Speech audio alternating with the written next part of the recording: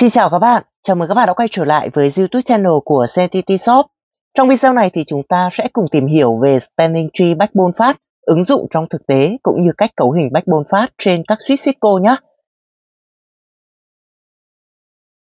Spanning Tree Backbone Fast là một công nghệ độc quyền của Cisco được thiết kế để hỗ trợ cho các giao thức Spanning Tree truyền thống STP802.1D trên Cisco là PVST. Backbone Fast giúp giảm thời gian hội tụ của STP trong trường hợp liên kết gián tiếp bị lỗi, nghĩa là liên kết trên một switch khác, không phải các link kết nối trực tiếp với switch đó. Như trong mô hình này thì link L12 chính là liên kết gián tiếp của switch 3. Đối với các link trực tiếp trên switch bị lỗi, trong mô hình này là link L13, Cisco cũng có giao thức uplink fast để hỗ trợ giảm thời gian hội tụ của FTP.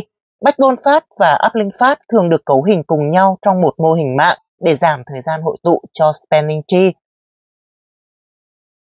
Chúng ta sẽ cùng xem hoạt động của FTP khi enable và disable Backbone fast để hiểu rõ hơn về giao thức này. Chúng ta sẽ cùng xem xét mô hình này. Mình đang có một mô hình bao gồm 3 switch, trong đó switch 1 đang là root bridge. Cổng E0/1 của switch 3 là cổng bị block. Giả sử link L12 bị lỗi, lúc này switch 2 hoàn toàn mất kết nối tới root. Link này là link gián tiếp với switch 3, nên trong trường hợp này chúng ta không thể áp dụng uplink fast để chuyển cổng E0/1 của switch 3 sang forwarding ngay lập tức được. Lúc này, switch 2 ngay lập tức phát hiện ra lỗi và tự cho rằng nó là root. Nó bắt đầu gửi BPDU tới switch 3 và tuyên bố nó là root mới. Khi switch 3 nhận được BPDU này từ switch 2, nó nhận ra rằng BPDU này kém hơn BPDU mà nó đã lưu cho cổng E0/1 và bỏ qua gói tin này. Switch 3 sẽ tiếp tục giữ nguyên trạng thái này cho đến khi hết thời gian mắc S, mặc định là 20 giây. Mắc S là thời gian mà switch lưu trữ BPDU tốt nhất mà nó nhận được trên một cổng. Sau khi bộ đếm thời gian mắc S hết hạn, BPDU được lưu trên cổng E0/1 của switch 3 sẽ hết hạn. Cổng này sẽ ngay lập tức được chuyển sang trạng thái listening. Lúc này thì switch 3 cũng bắt đầu gửi BPDU tốt hơn của nó tới switch 2, trong trường hợp này là của switch 1. Ngay khi switch 2 nhận được BPDU từ switch 3, nó sẽ ngừng gửi BPDU ra. Cổng E0/1 của switch 2 và switch 3 thì vẫn sẽ tuân theo quy tắc thông thường của Spanning Tree, nghĩa là nó sẽ lần lượt chuyển sang các trạng thái listening, learning và forwarding. Quá trình này sẽ mất 30 giây. Khi cổng E0/1 của switch 3 chuyển sang forwarding thì switch 2 sẽ có đường đi tới root. Tuy nhiên, quá trình này sẽ mất 20 giây là thời gian mắc S, cộng với 30 giây để cổng bị block chuyển sang trạng thái forwarding, nên tổng cộng chúng ta sẽ mất 50 giây để Spanning Tree có thể hội tụ. Đây là khoảng thời gian khá dài cho chuyển đổi dự phòng. Tính năng Backbone Fast sẽ giúp chúng ta tiết kiệm được 20 giây mắc S này. Cũng trong mô hình này, nhưng lần này chúng ta sẽ enable Backbone Fast trên các switch.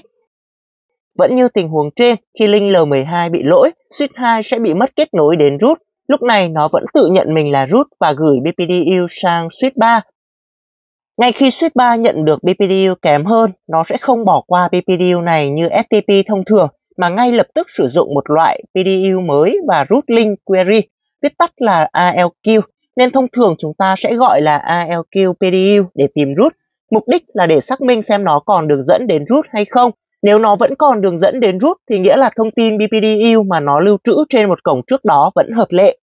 Khi switch 3 nhận được BPDU kém hơn, nó sẽ gửi ALQ PDU trên tất cả các cổng là None Designated, trừ cổng mà nó nhận được BPDU kém hơn và cổng là Cell Loop. Ví dụ này thì các cổng A, B, D, E là các cổng None Designated, C là Designated.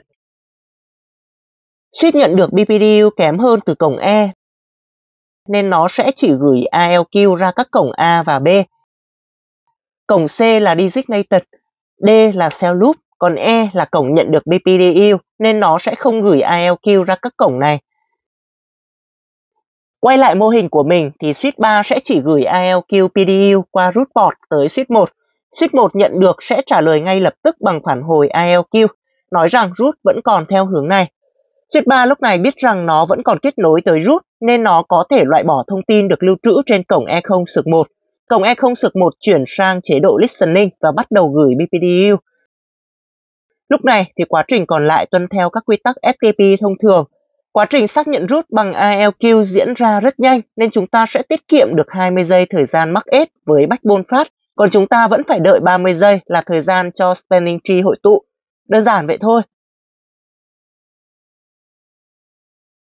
Phần cấu hình backbone phát thì rất đơn giản. Các bạn chỉ cần duy nhất một lệnh spanning tree backbone phát trong mode config global. Các bạn chỉ cần lưu ý chúng ta sẽ cần bật trên tất cả các suite hỗ trợ nhé.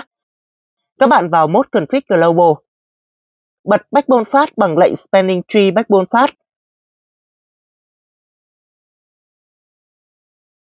Các bạn cấu hình tương tự với các suite khác. Để kiểm tra thì các bạn sử dụng lệnh show spanning tree backbone phát.